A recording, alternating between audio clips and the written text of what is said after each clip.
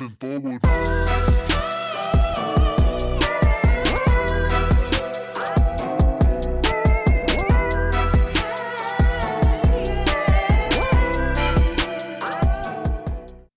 Aloha, everyone, and welcome back for the Entertainment Weekly. Hey, guess what? Guess what? I actually saw Black Adam. I finally have something to say. And you know what? The first thing I have to say about that, the critics are wrong. And the critics are terribly, terribly, terribly missing the point. I have to agree with the fan side of Rotten Tomatoes. The critics are horribly, terribly, just consistently off base on judging this film. It now tells me, like, tell me you haven't read Black Adam without telling me you haven't read Black Adam. This movie it gets the origin story done super quick. It has a nice reveal, so then that way people watch and still have a surprise if you don't know Black Adam's origins. It does an amazing job of riding that balance, the balance of just like being a weapon of destruction and why, and coming to terms with growing and what your purpose and your kuleana is in life. I see that there are some very interesting Polynesian intersectionalities with The Rock's mythos of Black Adam and how it fits into Kandak and everything. And I gotta say that, like, you know what? For those of you that were like, why was The Rock chosen for this, other than the fact that, like, he executive produced this. This was his vessel. So, like, it wasn't like you have to take away the fact of, like, did DC really cast him or did he cast himself? Okay? And then we'll also, like, the fact that, like, he comes from a calabash of people even, that really all go back to that point. So then even if it is to be an imaginary place, I mean, there is some kind of, it matches. It really does. And then when you think about, like, the colonial imperialism, that's a conversation we're having across the islands right now. That's something that American Samoa is facing. That's something Hawaii faces every day too. Puerto Rico, Guam, right? All of them. So then he manages to tell his people's story while telling a likeness to a Middle Eastern people's story under the hood of fighting American imperialism, capitalism, colonialism, the whole thing. So the other thing I had to say to the fans that are reviewing this, to all you neckbeards out there that thought this was like the most anti-woke film, you are so off base, bro. All right? What's more woke than raising a champion from a prison to fight American imperialists who have imposed their illegal occupation over a people in the Middle East, only to be bailed out by the superhero equivalent of the United States Marine Corps, aka the JSA, all right? And so then the Justice Society comes in and is like, bro, stop being bad. And they keep saving bad guys from getting torched, because by this point in the movie, you're like, yeah, cook them. Because that's what Black Adam's for. Black Adam is there to be your unfettered rage, the things that you wish you could do and say, and he does them. And the JSA is like, no, bro, that's not how we do it. And he finds some great ways to get back at them, snarky ways, interesting ways, but he never crosses the line, past. I mean, he stays in a weird gray area and goes dark sometimes, but as the movie proves, there's always got to be an element like that in society to be people's protector. I think that's the part that, like, the right, the alt-right even love so much about, like, this movie in America, is they think that it's speaking to them, but it's actually speaking to everyone they want to oppress. So even better on you, Black Adam. Oh my God. Mwah. Like, it's just, yeah, I could kiss it all day. I'd marry that. It's a great movie. Like, and then you also get, like, the most, like, closest thing to PG-13 gory destruction you can get, because, like, Black Adam is a guy who, like, walk tall, carry a big stick, the whole 9 yards. Like, and he goes to town. Like, they really, like, cover how fast he is within, like, minutes of his introduction. The whole painted black sequence. Oh my God, bro. Like, you got to watch that. Like, he goes to town. And he shows how much faster he is than the Flash or Superman, and that he could diagnose everything, that he is the lightning, he is the power of Shazam, and he uses it like a wrecking ball. He does. Like, just watching him light up a field of bad guys, you seriously, like, you get to a point of, like, you kind of, like, you get a lot of schadenfreude in this film because you watch a lot of people just get theirs finally. Like, you could tell just looking at the way that they created the characters and how bad these people are, and you watch them try to kill kids and go after people and all that kind of stuff, and then The Rock just comes through and is just like, lightning bolt, lightning bolt, lightning bolt.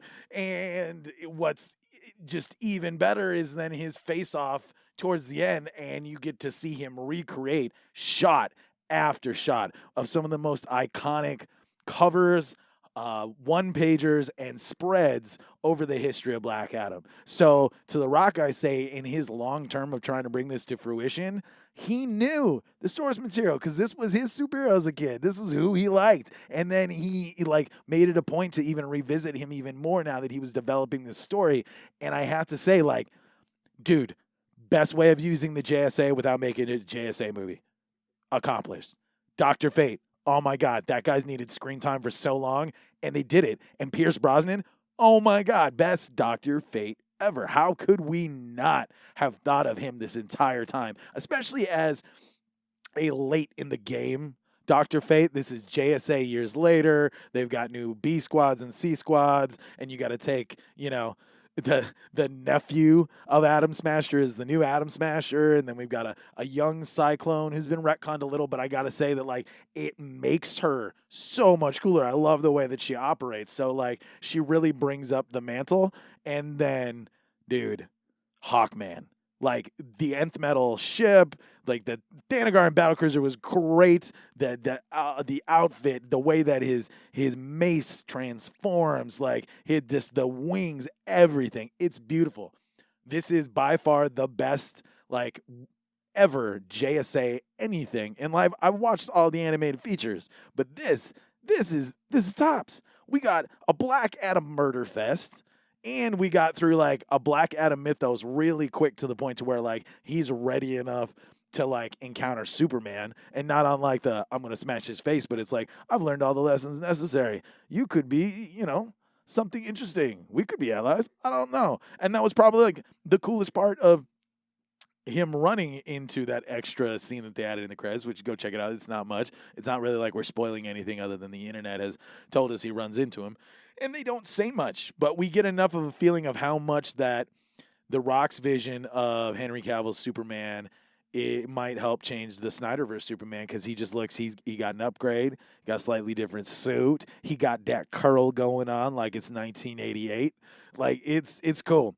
But with that being said, what does this provide for the rest of the DC universe? Because, he's ready. He could hop in to the Justice League, but at the same time, like, the Rock has stated that, like, he would really like to go down the road of, like, Black Adam versus JSA versus JLA versus the biggest thing ever. And that means that, like, he's probably got some kind of a vision for an Avengers Endgame level event. But this comes into contention now with James Gunn taking over DC Studios. Like, Safran's out, which is great. That needed to happen. Hopefully, like, James Gunn gets in fast enough to go, I can fix Batgirl. Let's get rid of the Flash. And we do.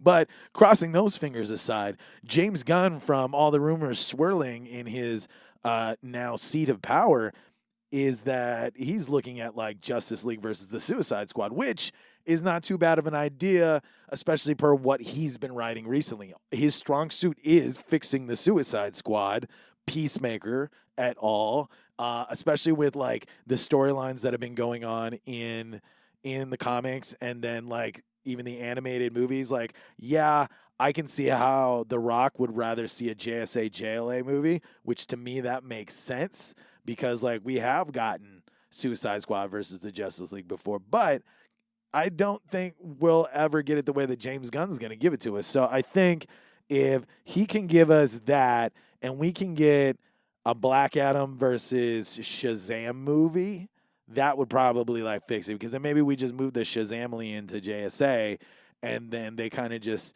sit as a last minute call in like Endgame when the Justice League needs their help. They could be all the punchlines, like when the Suicide Squad, But then again, are we going to end up with like the storyline for the video game? Are we going to end up with the storyline like one of the arcs in the comics? Are we going to use this as a way to bridge Harley over? Like, could this start a new era and then they just like clean the slate?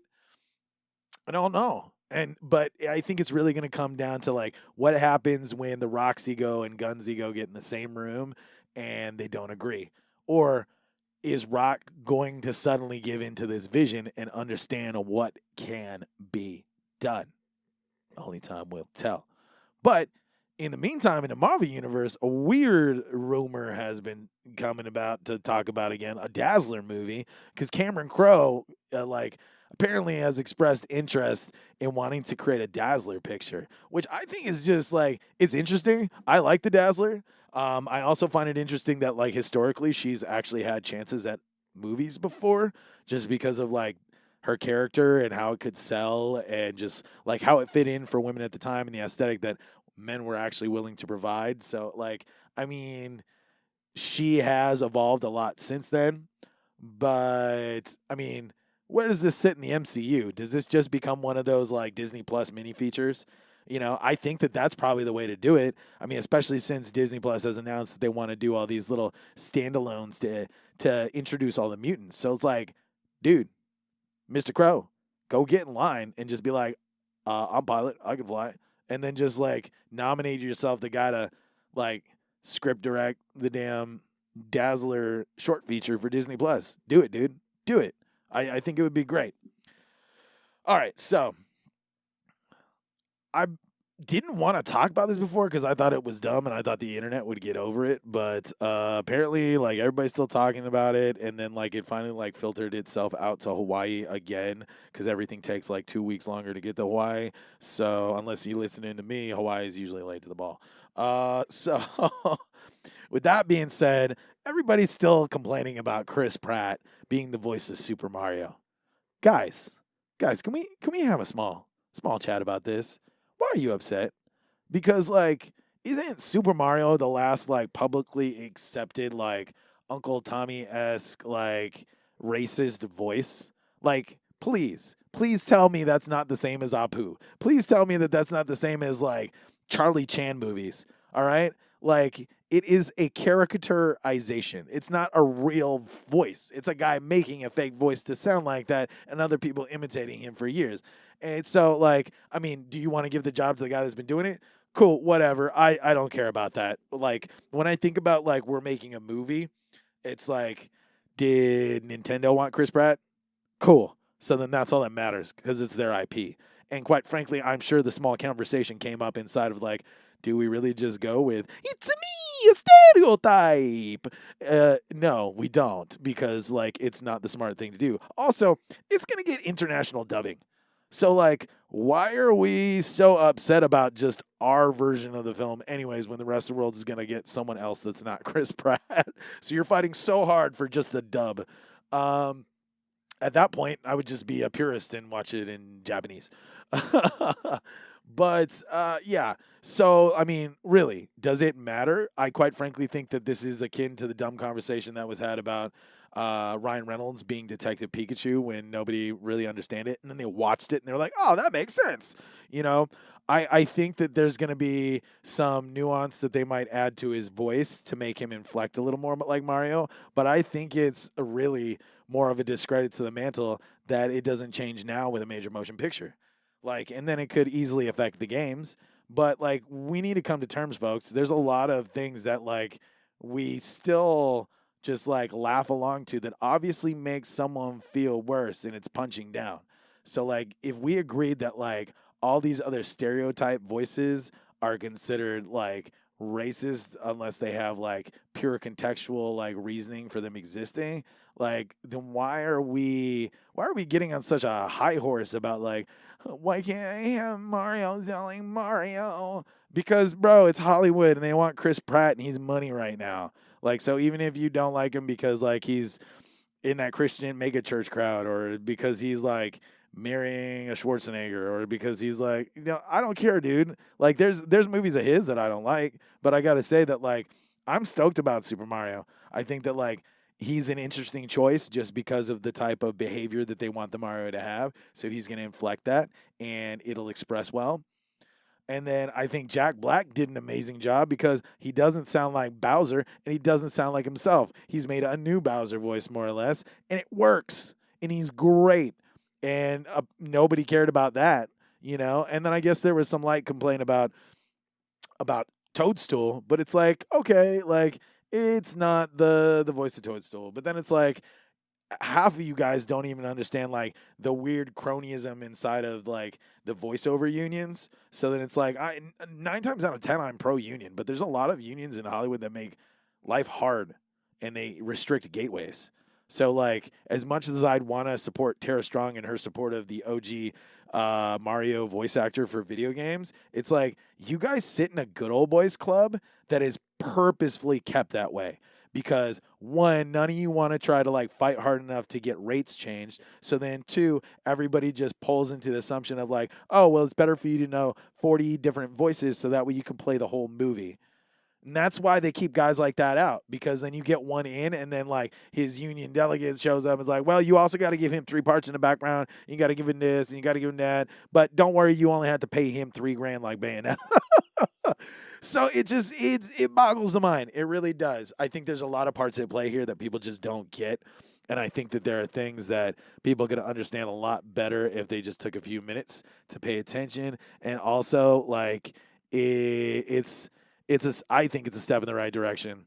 Like, from a producer's standpoint, from a fan standpoint, from me as a kid standpoint, like, not even like, come on, guys, you're talking to someone who grew up in the age where my Super Mario was Captain Lou Albano. So as far as I'm concerned, he doesn't sound like Captain Lou, and he's not like 8 feet tall and 600 pounds. So think about that, huh? Think about that.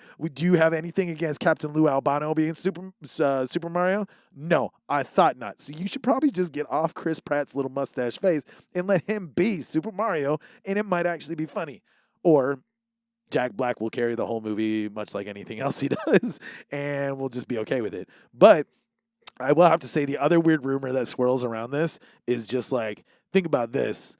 We got Pokemon live action movies, we got a Super Mario movie, and then we've just had 2 Sonic movies.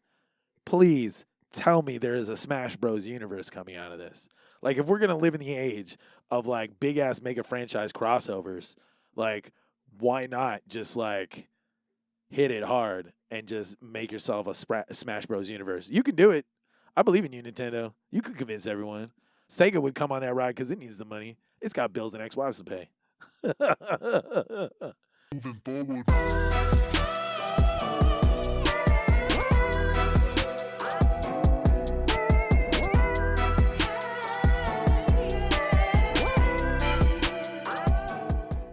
We live in a fast-paced world where many people are too busy to sit down and read books or news articles. But thanks to Newsly, you can now listen to the news you wish you had the time to read. By utilizing AI technology, a natural human voice reads you the news, helping you grasp the information faster and more efficiently. Newsly provides the latest news updates 24/7, letting you browse articles from topics you choose. It even has podcasts, including ours. And listeners of Rabbit Holes can get their first 30 days of premium for free, allowing you to enjoy an ad-free experience by using the special promo code in our episode description. So download Newsly today for free on iOS and Android, or visit www.newsly.me so you can stay updated on the things that matter to you. Moving forward.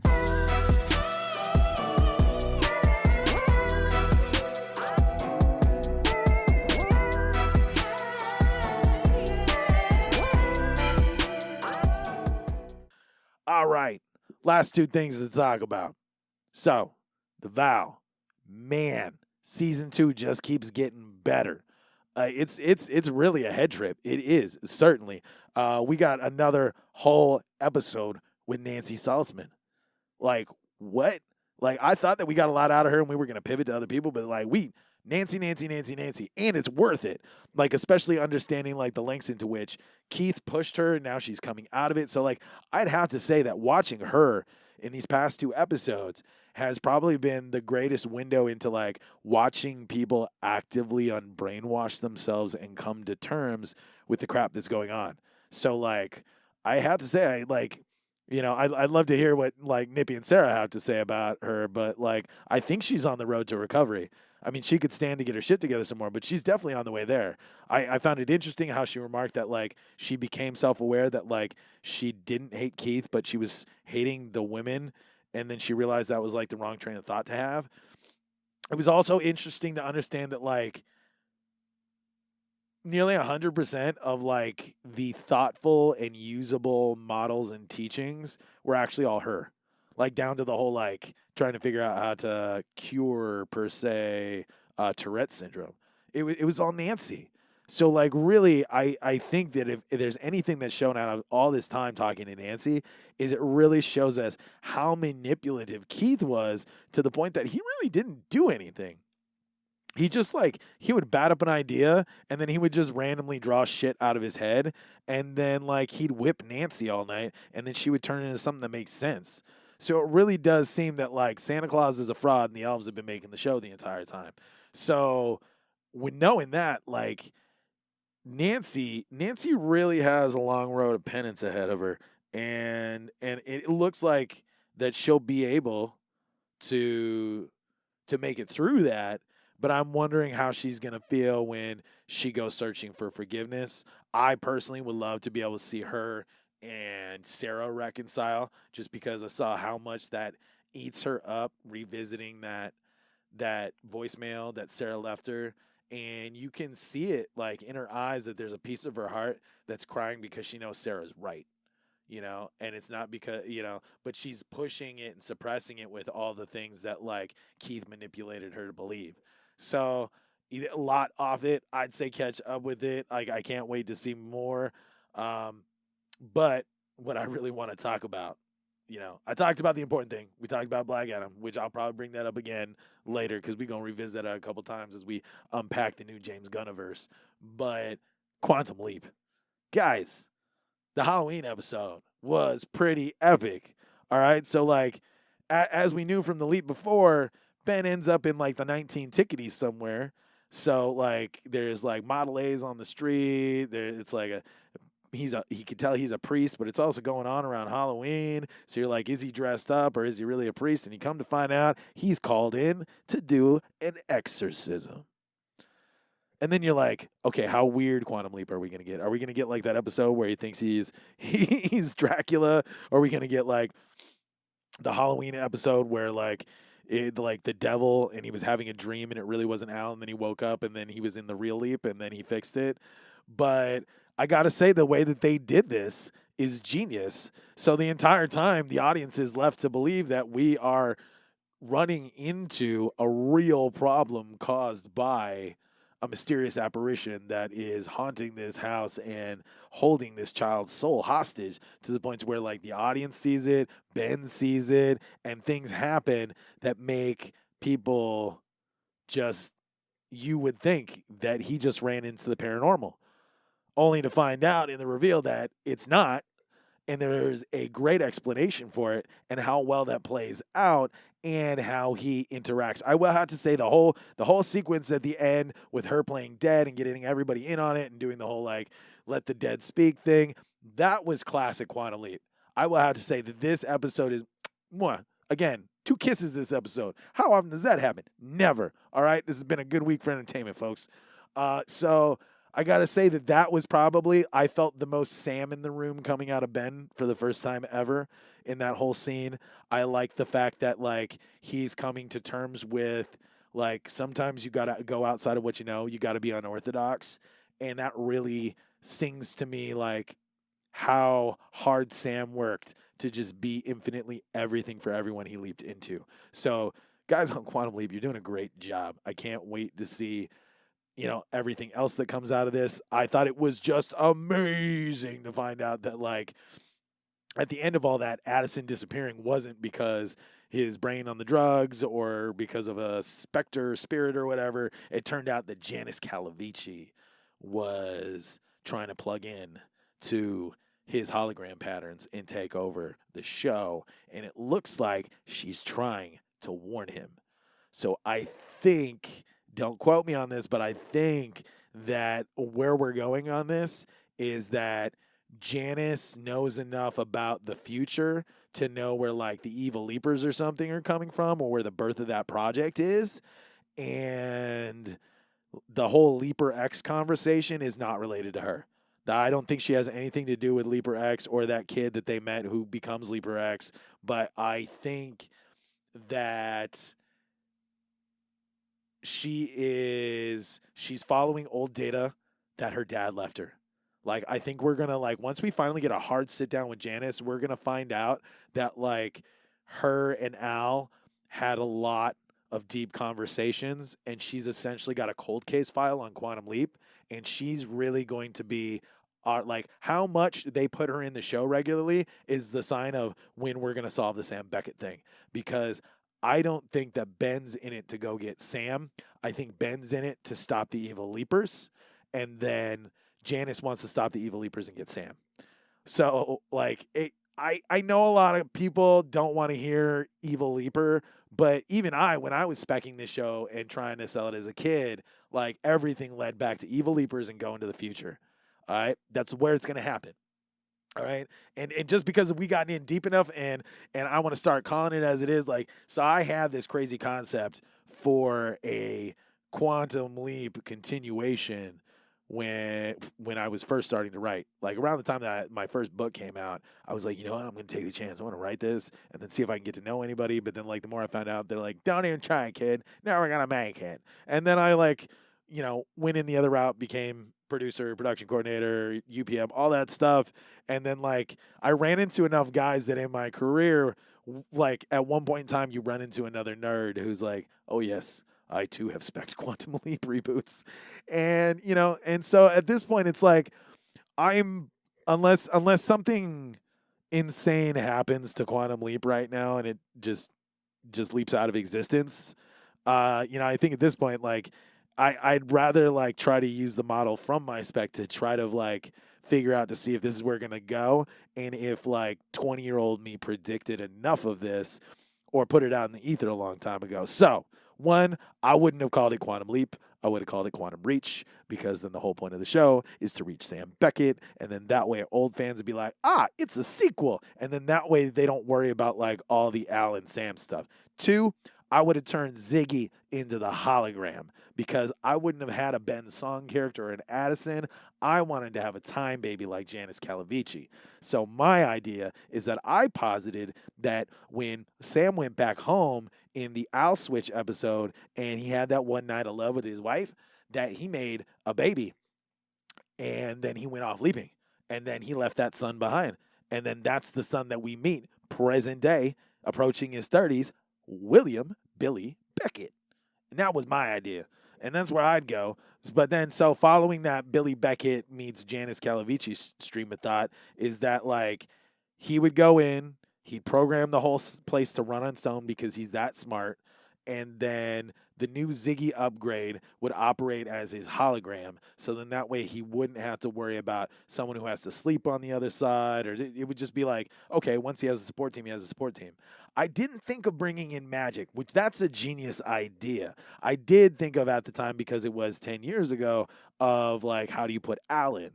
So I really thought the easiest way to getting to Al was that Billy would have to leap enough through time, and then it would cause a problem that he set up all these automations, and then we'd find that, like, one of the guys he leapt into escaped from the chamber, and then now we're off chasing the person he's supposed to switch with, because he now realizes that when he switches, he comes back and he's like, where the hell am I? And then, like, the police are all on him and they're like, William Beckett, you're under arrest. And then that's when Sammy Jo Fuller would show up and she's like, I know what you're trying to do and I want in. And then she kind of gets him out. And then once he's finally back at Project Quantum Leap, the door slides open, and who is it?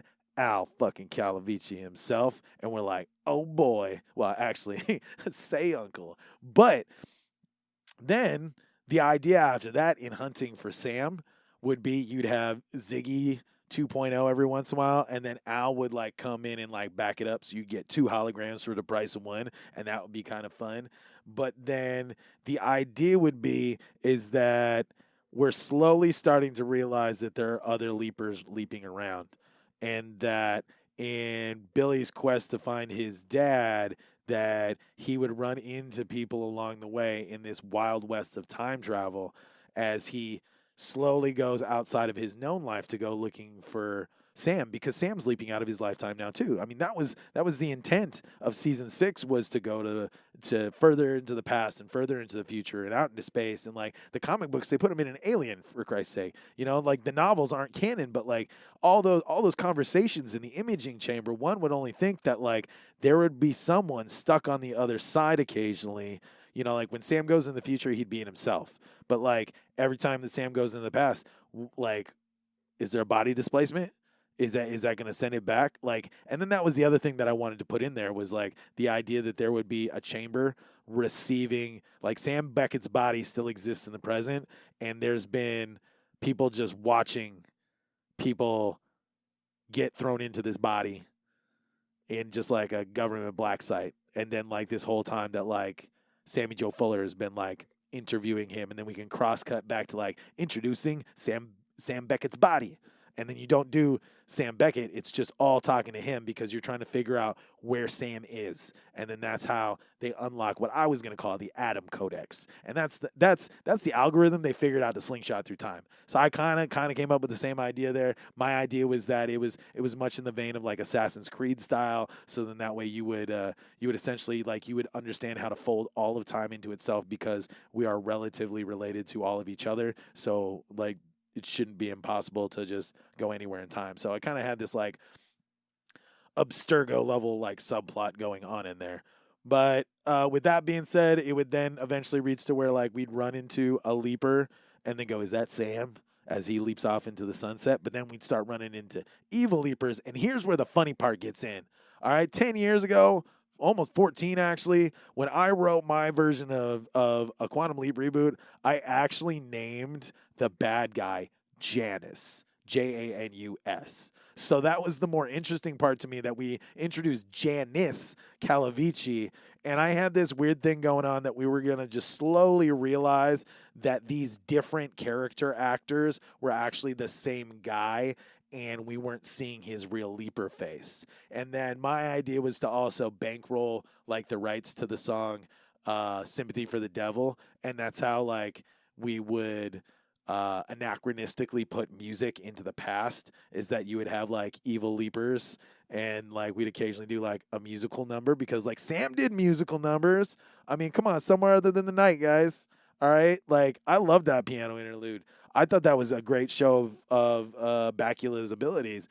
So with that being said, like I would have definitely like cut to the chase by like a season 2 to send him to the future.